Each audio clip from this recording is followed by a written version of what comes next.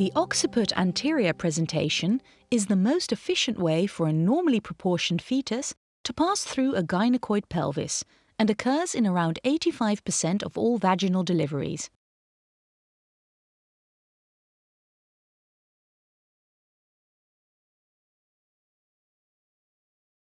In an occiput anterior presentation, the lie is longitudinal, with a cephalic presentation. The attitude is flexed. The determining point is the occiput. The eccentric pole is the occiput. The point of rotation around the pubic symphysis is the posterior hairline. The diameters of the head descending through the pelvis are the suboccipitofrontal, 10 cm diameter, and the biparietal, 9.5 cm diameter. For a more detailed elaboration on the definitions used in labour, refer to the course Mechanisms of Labour.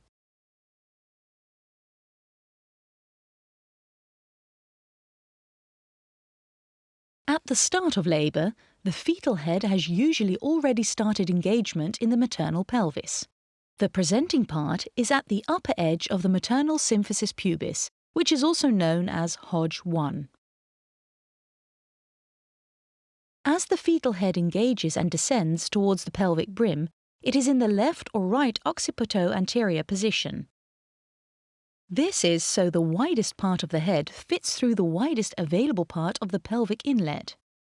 The head will pass over the promontory of the pelvis, and the skull will be in a posterior asynclitic position.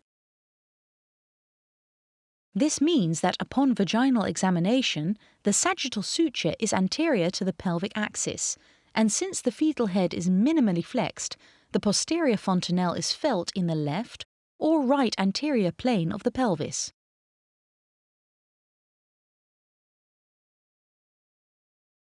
Descent takes place throughout the whole second stage of labour.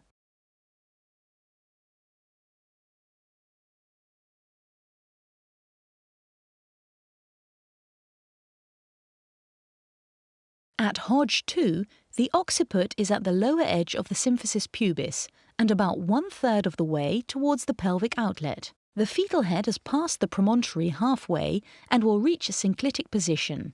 Due to the resistance that the head encounters from the cervix, the walls of the pelvis and eventually the pelvic floor, the fetal head flexes so that the chin is touching the fetal chest. During a vaginal examination, the sagittal suture will be felt in the pelvic axis, and the posterior fontanelle will be positioned closer to the pelvic axis.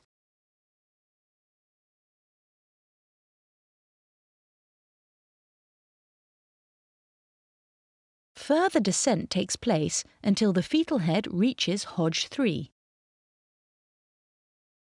Due to further descent, flexion increases, creating a smaller structure to pass through the maternal pelvis. At Hodge 3, the presenting diameter is suboccipitofrontalis.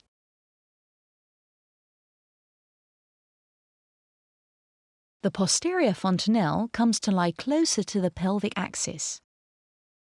The eccentric pole develops since there is a part of the presenting part that lies outside the pelvic axis and lies deeper than the part that lies inside the pelvic axis, as seen here. The head has now passed the promontory completely, resulting in an anterior asynclitism of the fetal head.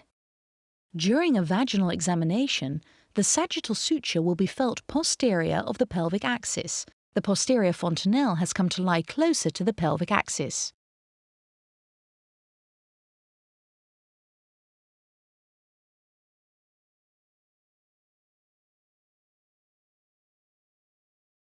When the head reaches Hodge 4, the presenting part is at the pelvic outlet. With descent progressing towards Hodge 4, internal rotation occurs, in which the occiput rotates to an occiput anterior position when reaching the pelvic outlet. When the head is at Hodge 4, the posterior fontanelle is felt anteriorly.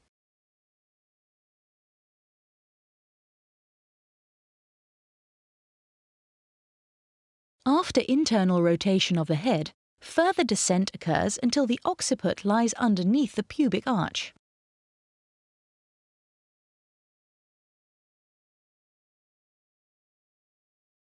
Flexion decreases due to the forward bending curve in the birth canal.